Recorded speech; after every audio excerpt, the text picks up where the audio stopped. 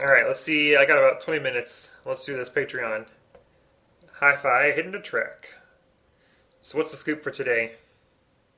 All right. Well, since we're back from our summer vacation, we need to get back on the schedule with getting content to our Patreon subscribers, which are you. And so we asked, and what we got was from Dad asking, have you guys played any new games? Discuss if you have. Also, any new music that either of you expanded into. Like, if it was out of your comfort zone, what'd you learn? I'm not saying you played games with, with each other. That you played any new games and discuss. All right, who wants to go first? I guess I can. I guess. All right, take it away. I went Okay. first with news. So you can go first with the Okay. stuff. Yeah. Fair enough. So no, hadn't had any chance to play any new board games. However, after we played Dungeons and Dragons, the Saturday after we recorded, Michael very quickly and simply fixed my television and fixed the resolution. Apparently, when Xiao had sat on a controller or something, she had changed the resolution of the output from the Xbox. And I thought it was something wrong with my TV. Turns out Michael just went into the settings, adjusted the video output from the Xbox One, and now everything looks crystal clear, awesome graphics again. So Oh, good. playing Fallout 76 means that all my games look great. And whenever we watch shows on Netflix and Twitch and stuff, they all look good again. But as far as music was concerned, I don't know if it was outside of my comfort zone, but I did listen to some new full albums that I hadn't before. Because I got this idea for a thing to write.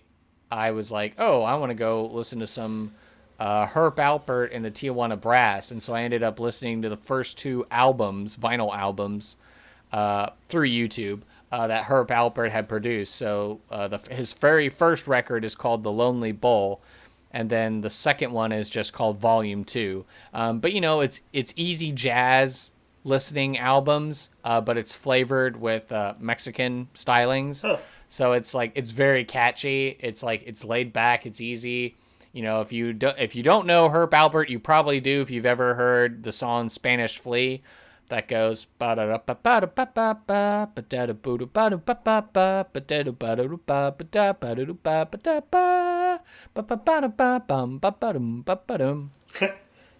yeah, yeah, that one. it's like, yeah, that's Spanish Flea, and that's like the one big song everyone knows Herb Alpert from.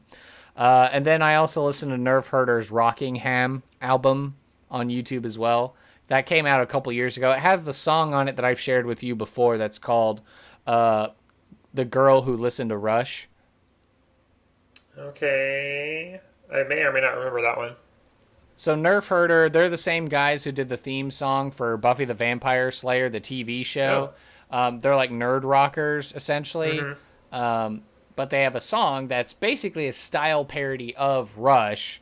And the song is about this girl who listens to Rush, and everybody wants her because she's the girl who listens to Rush. And so they do a bunch of musical tricks and stylings to make it sound like it's a Rush song, even though it's just this nerd punk rock band. That's cool. And I've gotten you a Rush album before. You should have one, right? Yes, I do. 2112. Yes. Did I get you another one, or do you only have 2112? That's the one that I remember. The Hemispheres, was Hemispheres the other one that had the trees on it? I feel like I got you that one too. I don't think so. Or maybe I don't remember it. Okay. Well, fair enough. My wife just walked in. Hi, sorry to interrupt. I'm gonna go to Caitlin's and do some homework. Okay. I'll be back. All right. Buona fortuna. Yeah. I muted it. And we're back. Sorry, I put you on. And we're back. I put you on mute for a little bit. I did see that. Oh, you can tell when I mute you. Well, yeah, it was just like it was just complete silence. Sorry. I was just talking to myself the whole time. Oh yeah, we had Elvia's going out to hang out with some friends, and so we were talking about our plans for the day. I see. She's gonna go do that. Her credit card or her debit card got like stolen, or not stolen, but like someone was trying to use it, and so she has to like. We were thinking about trying to go get her a new debit card today, but the bank's not open very much, and so we're just gonna put that off until Monday. And so she's gonna hang out with some friends and do homework, like grad school work and stuff instead. So anyway, sorry for the interruption. That's fine. Yeah, those you gave me for sure 2112. I enjoyed it very much. I'm gonna put those other Herb Alpert and Nerf Herder records on my like playlist, like my Spotify to listen list. Oh yeah, Herb Alpert's just a good choice. I know this last Christmas, of course, I went to my in-laws, Casey's grandparents. They just have like a bunch of records, and so her grandparents have slowly been giving me records every Christmas. And so I know this last Christmas, I actually picked up the Herb Alpert and the Tijuana Brass album. I believe it's called Sweet Cream.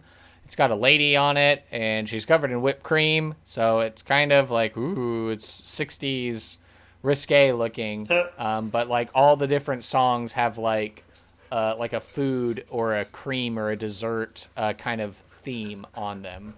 And that's where their famous A Taste of Honey comes from, which, of course, I recognize because the Beatles did a cover of it on one of their first albums. Wow. So I know the Beatles version that has words, but I think, Herb Alpert primarily is just instrumental. Mm-hmm. So I've heard the instrumental version of A Taste of Honey, and it's pretty poppy, jazzy, and pretty cool. So cool. So it's like older jazz. It's like from the 60s and stuff you're saying. That's cool. Yeah, I mean, it's got some pep in it. It's it's easy listening, but it's also got some flavor to it. Like I said, the Mexican stylings come through. That's cool. I assumed it would be like from a more modern time, but it's cool that they had Mexican flavored jazz and stuff. So I'll definitely check it out. Yeah, man. I'm surprised like Elvia like hasn't been like, oh yes, this is just standard music you listen to growing up or something like that. It's like required in every Mexican home or something like that. Yeah, I'll go look it up in a minute. Let's see. Anything else you wanted to cover for your hidden track? No, as far as games and music, no, that's about all. I mean, I played D&D, and we'll have to schedule that again. And so, same old, same. Mm-hmm. Although we definitely probably need to have a game night just with other games because we've got a whole bookshelf full of them. And, everyone's busy, so it's hard to get a game night organized. Yeah. It's tricky. Can you hear that dog in the background at all? I hear some panting. That's Obi saying hello. Hello, Obi. So, for my games / music, one of them was 42, the Dominoes game. So this is it's a Dominoes game, and you play it with the blanks 3 6s, so it's not like not a fancy Dominoes set or anything, just kind of like standard Dominoes. The friend who introduced it to us is the friend that Elvia's gone to go visit right now. Okay. So she said she used to play it a lot in her childhood, and she wanted us to get into it too. So it's a fun game. It's a 4-player game, and so it's kind of like Hearts, or it's kind of like Spades, also the card game. So what you do is you get your dominoes, you divide them up evenly, and then there's a round of betting, and then you can hear the siren outside too. Yep. Yeah, we live right down the street from a fire station, so we get that every now and then. But sure. So there's a round of like betting, and you bet how many points you're going to try to take, and then you lay out your dominoes one at a time, and then whoever like takes the hand, takes the trick, gets the dominoes, and then you score them based on points and stuff. And it's a fun game. It's kind of complicated. There are a lot of like little extra rules and stuff. Like there's like the bidding is kind of tricky, and then you have like trump suits, which are tricky to figure out. And so I think very tricky to figure out. Very tricky. So the there's online rules.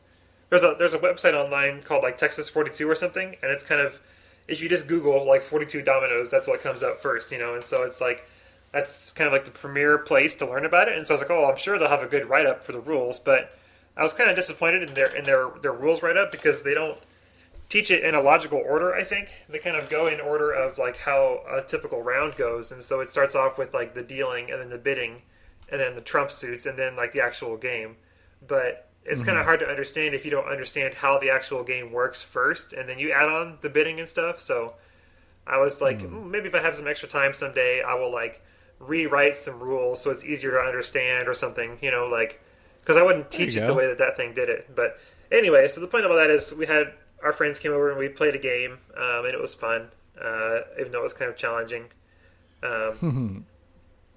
So there's that. The only other recent game that I've played is Zelda Breath of the Wild, which is for Nintendo Switch. Nice. Which has been a lot of fun to play.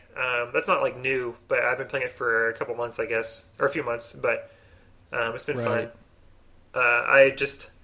I'm making some progress, and so now this is no spoilers, but I'm at the point in the game where you can go and like go face the final boss whenever you're ready, you know. But cool. I'm going to try to take my time and finish the side quests before I go do that. So it's kind of the same thing like with Fallout 76. Like I'm fairly certain, you could, I mean, it would take you some time. It takes you a little bit of time to work your way through the main plot line, but I'm already so far, the map is just so sprawling. So there's so many places to explore and so many little side quests or like daily events or like regional things that happen in the game that are, so the game's like always very vibrant and always changing. And I was off on the far eastern bog mire part of the map, and I finally made it back to the middle of the map where my little campsite's at. So outside the little fictional version of Helvetia, I think is the name of the town there in West Virginia. It's basically like a German Swiss town. So I was like, oh, perfect. I should set up shop there. So cool.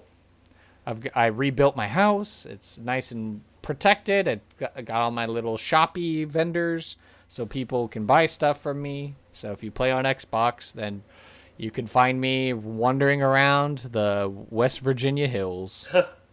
Can you fast travel in that game if you like want to go somewhere? Yes, you can. The only issue is you can't be over encumbered with stuff in your inventory, and you have to have caps.